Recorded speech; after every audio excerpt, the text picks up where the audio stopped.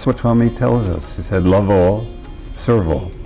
Again, the words are so simple, but you have to do it, not repeat the language. He speaks to you at the deepest level of your being. He said, I will protect you.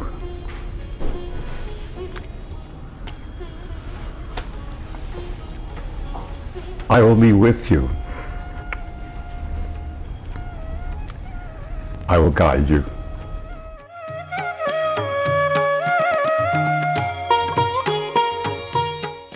A frequent visitor to Indian holy man Sri Satya Sai Baba's ashram in southern India, Hal Honig has collected dozens of interesting Baba stories over the years. In this second interview, Honig talks about how his life was deeply changed after coming to Sai Baba's side. Welcome to Souljourns. This interview was recorded in New York City in June 2008. Well, I'm making an adjustment to advancing age and the lack of mobility that that involves. And it is a difficult adjustment. I don't like it. However, it would be vastly more difficult if I did not have the presence, the support, and the love of Swami. I remember so many of the things that he said. For example, towards the end of an interview many years ago, he said, I will protect you.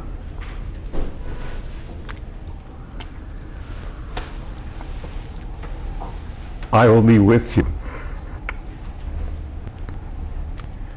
I will guide you. Well, you know, when he speaks, and he says it, he wasn't saying to anybody else in the room, he speaks to you at the deepest level of your being, and you don't forget it. It becomes an important part of your whole, in fact, the most important part of your life experience. And so his words have been an enormous influence on the way I have lived and changed my life. At one level, it was dealing with service. And I've spent a lot of years doing that, dealing with people who are hungry, dealing with young people who are in need of attention, mentoring, tutoring, caring, in short, in need of some expression of love. And for me now, the most amazing thing is that there has never been in the history of man on earth a world teacher, an avatar, who has presented so extraordinarily vast and all-inclusive at all levels of divine teachings. None, no one. I don't think even Krishna, because Swami's volumes, which in the late 30s of the Satya Sai Speaks, and his Vahini books that deal with his teachings, and his summer showers that deal with the summer courses of Indian culture and spirituality that I had the fortune of attending a number of times, are priceless. They're priceless because they give you, in simplified form, the heart of the highest Vedic teachings.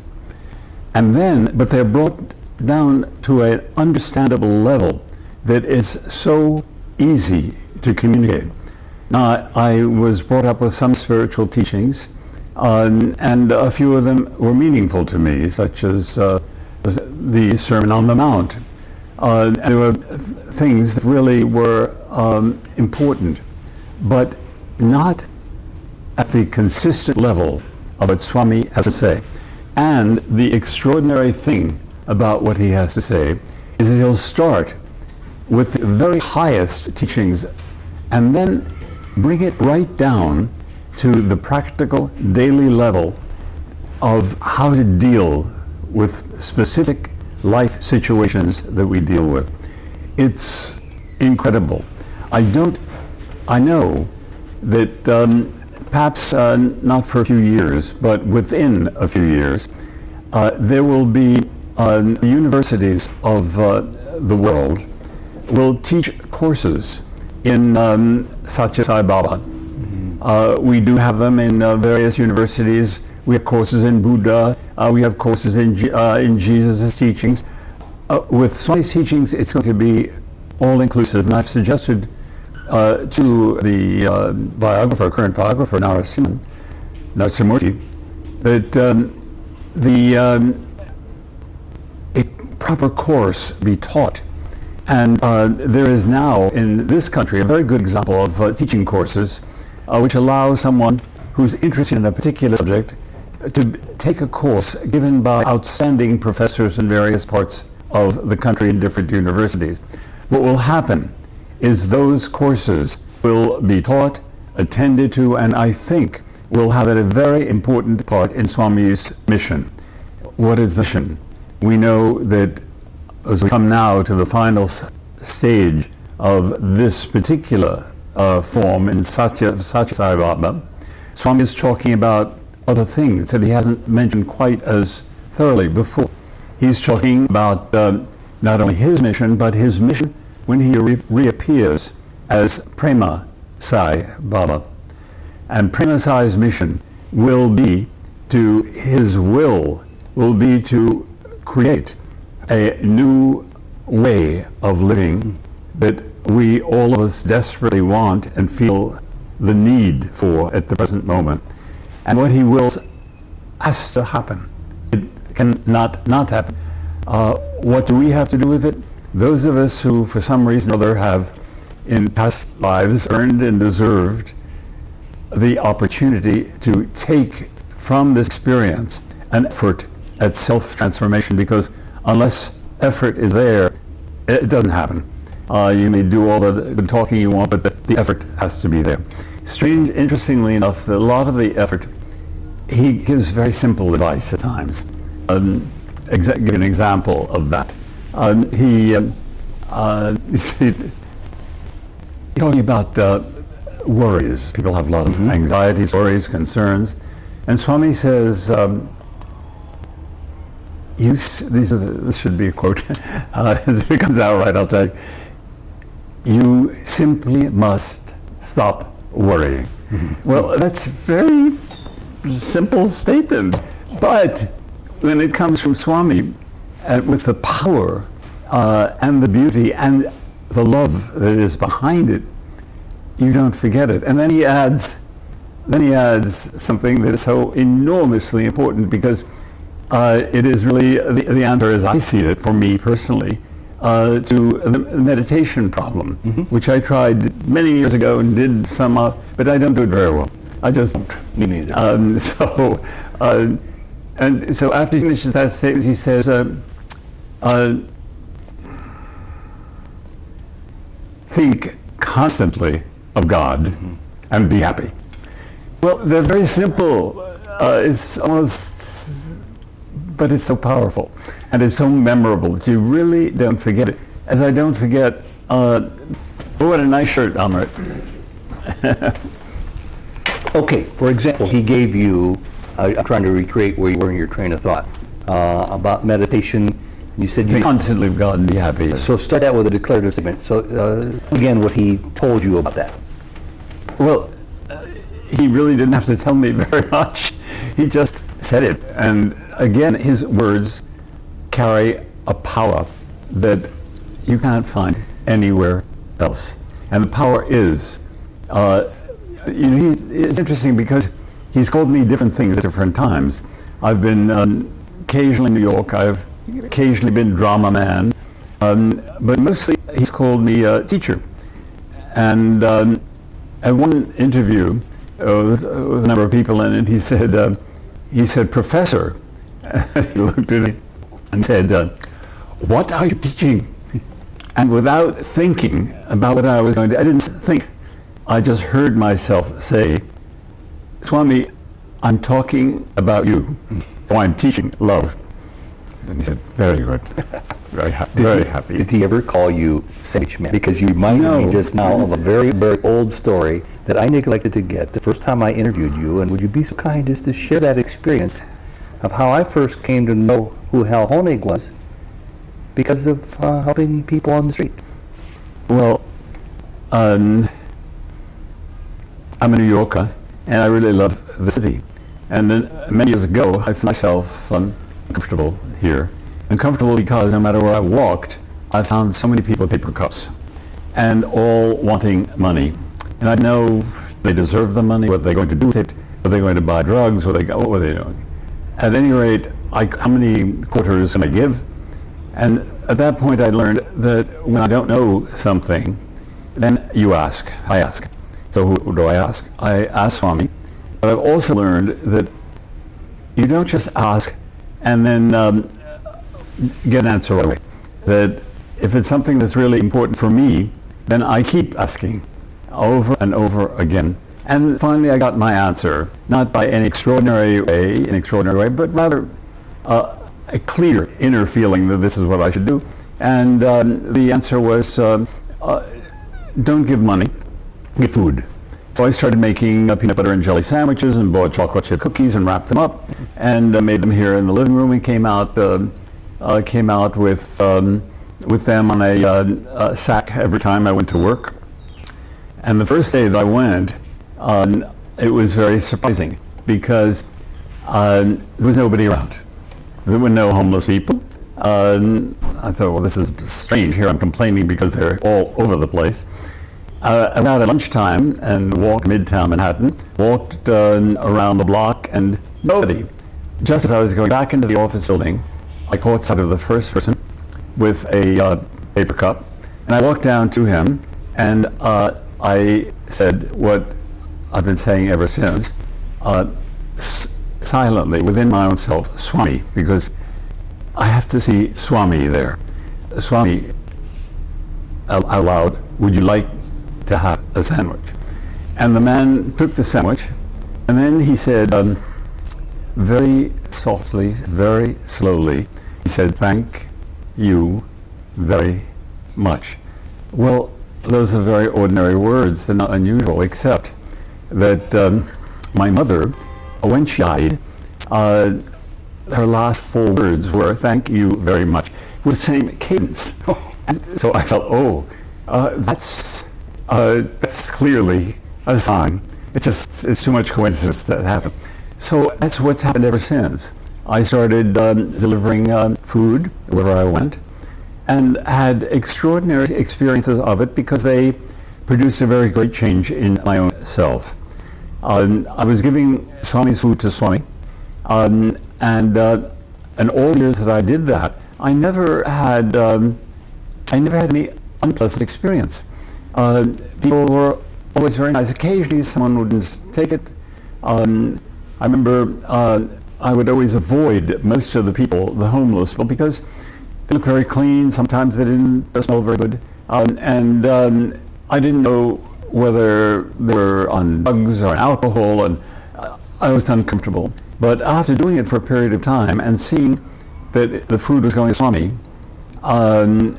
I lost the fear of them, the concern. I used to walk around the car and get into the gutter so I would not have to come up to pass them.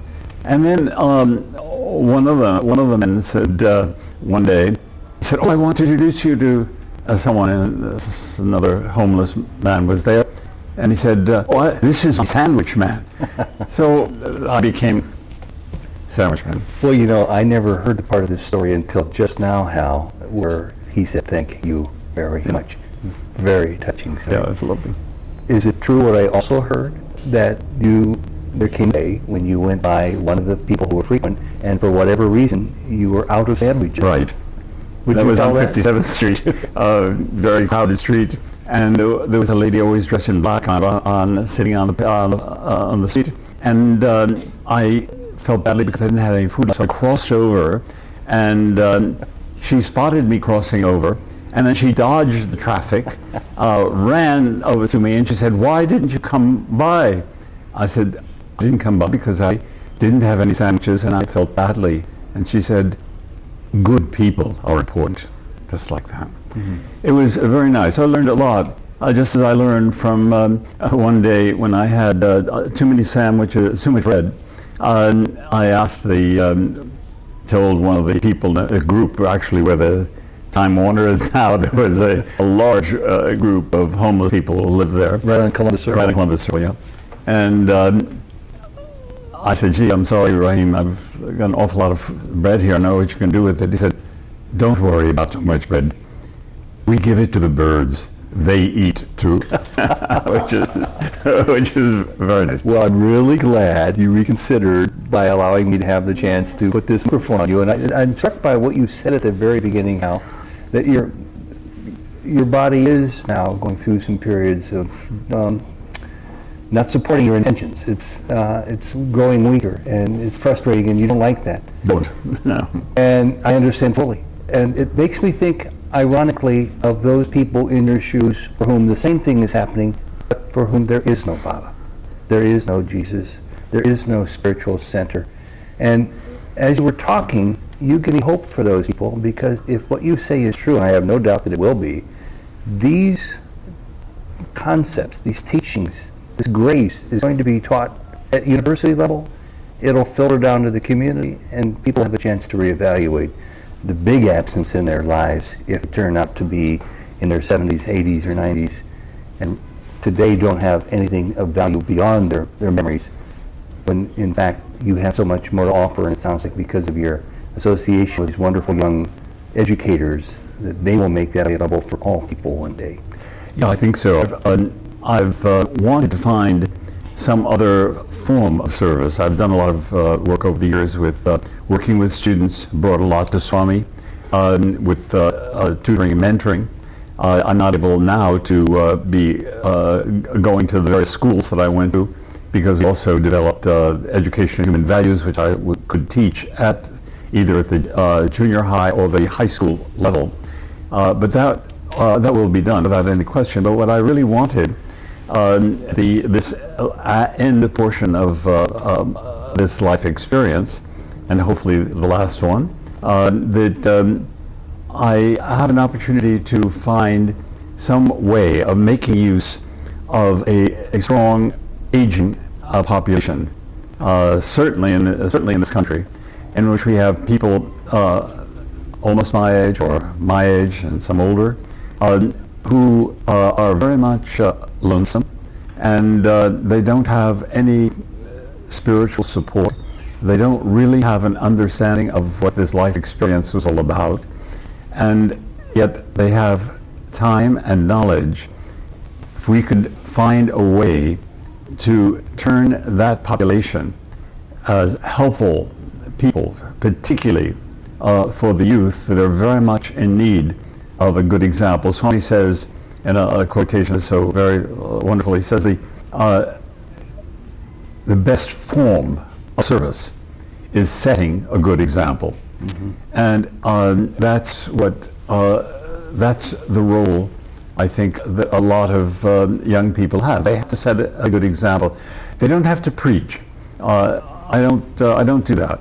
If I talk to someone, I get to know something. When I see any kind of an opening, I throw out an idea that is a Swami idea. I don't talk about Swami, but if I feel that there's an interest, then to the extent that interest exists, I can open up and say various things. Example, there's only one race, the human race. That's a good starter. Or there's only one language, the language of the heart. There's only one religion, the religion of love. So I think that we can do a great deal just by setting the good example, living the life as best we can, and praying for his help. I always come back to some other words that he has said often. He says, never forget God. Never believe in this world. Why? It's always changing. It's impermanent. And lastly, never be afraid of death. Now, lately, he's been talking about things that he is not, to my knowledge, and I think that I've read most everything. He's at his Shivaratri discourse this year, he made some very extraordinary statements. And I sent a letter to Swami. A friend of mine was sure that Swami was going to Kodaikanal, and he knew the head Sevadal in Kodaikanal and would get a very top seat, and he would definitely see Swami. Well, he made his 2-week vacation plans, and he went to Kodaikanal, but Swami went to Bangalore instead.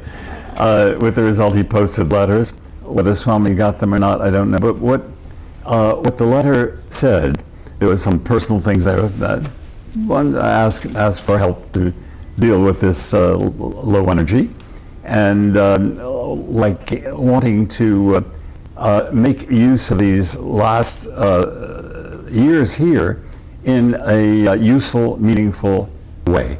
And knowing to the extent, well, for example, Phyllis does that all the time. It's just amazing, extraordinary. She's a great example.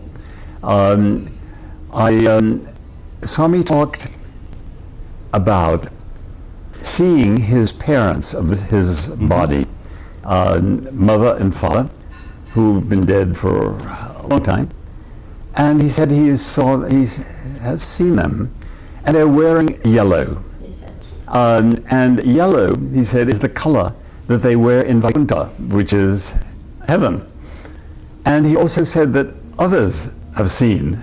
And I have asked him, I'd like to know more about the continuity of consciousness and how it works. And I think if we knew more, it could be a very helpful encouragement to people to do what they're here to do, and that is to practice. One of the things that I can think of that, when they called me teacher and professor, he did twice, once for a group and once privately. In the group, he said, he is Puttaparthi man. What that means, I don't know. I have no idea. Does it mean that I'll have to come back again? Well, you've been there enough. Huh? You've been there enough. Oh, I've been there enough, but what does he mean? He is Puttaparthi man. There are many things we don't understand, or I only understand later on. Do you have any hopes or aspirations of getting to Puttaparthi again? At the moment, I really I don't feel desperately distant from him. His words are with me, and I'm recognizing the fact that I'm at the other end of the bell curve. When I see small children like Krishna, almost 4, with his wonderful, endless energy and joy and delight and abilities, that's a great blessing, and it's a help. It's what he wills. If I get there, I do. If I don't, I don't. Well, one more word. I'd like to be useful, is that actually? Well, you're being enormously useful as we touch upon one last time this concept that you brought up that is such a wonderful form of seva on so many levels. It's seva for yourself, to think of mentoring. We have such a vast array of people in retirement now who otherwise have vital lives to contribute and lack the means to know how to contribute, except for something like mentoring, and it doesn't receive nearly as much attention in the media as it should. Here, it's something that it's not new to you. You've been doing it for years, but now that you're in health decline, you can no longer get out to where the young people want to mentor them. You're inviting them in. How does that work? Is that okay with you? Well, yeah, there are not enough of them, but let's see what happens. But they're coming to your home to be mentored. Yeah, not a lot, Okay. but a few. But you're keeping it going. You're Kind of. The trouble is that my energy level is low. Sometimes it's okay, but it doesn't last terribly long. And so I just have to adjust to, okay, that's the way it is, and I know that Swami is there. Then let's end on that note then, because I want to ask you, since these have a knack of being seen by sometimes people of all ages who have very little spiritual experience or understanding, and they're coming across it at whatever age that they see something like this video, like this interview of you, for example. So what is it that you can say to a person who's new on the path, regardless of their age, for whom you're holding out not just a hope, an array of potential to develop a one-on-one relationship with a higher divine idea, but you've done it, and it's brought you enormous, not just relief and gratification, but blessings and grace. What can you tell people who might be seeing this, who are new on the path, whether they're in their 30s or their 90s? That unless you do work that makes your life meaningful and helpful to others, you're living in a void. But when you go out and and serve and help, not because you want to get something back or be rewarded for it, but because it expresses what is deepest within you, that what you achieve is an important degree of joy and happiness. And it's what Swami tells us. He said, love all, serve all. Again, the words are so simple, but you have to do it, not repeat the language. It's in the doing here that that everything matters and counts. You have to learn, and most important in life, practice. Without the practice, nothing happens. And with the practice, everything happens in the sense that you feel an inner sense of meaning and joy, and you feel, because of Swami, for me, as the greatest present and blessing of this life, and it is a wonderful, wonderful experience. So we're not selling anything, because it doesn't work that way. We live in a society that sells things. It sounds like without Swami, you would have a life minus companionship and minus a deeper love. I think so. Yes. And for that, of course, I'm very grateful. And, you know, the extraordinary thing is that we have his words. And each month the Sanatana Sarati comes out, and there's always something there that is beautiful, powerful, and moving, and is a blessing for all of us here. And I'm sure that when he says that, yes, one thought, he says that the life that we are currently experiencing here on this earth is not good, and that it will change, and that is his mission, and then mostly it'll be Prema Sai's mission. But the important idea are his words. He says, this will happen sooner than one expects. So, well, I want you to know that even though your body may be failing you and you're not out on the streets mentoring as you once did, in a very real sense, you are mentoring right now. And thank you. Thank you, and God bless. Sai Ram. Sai Ram.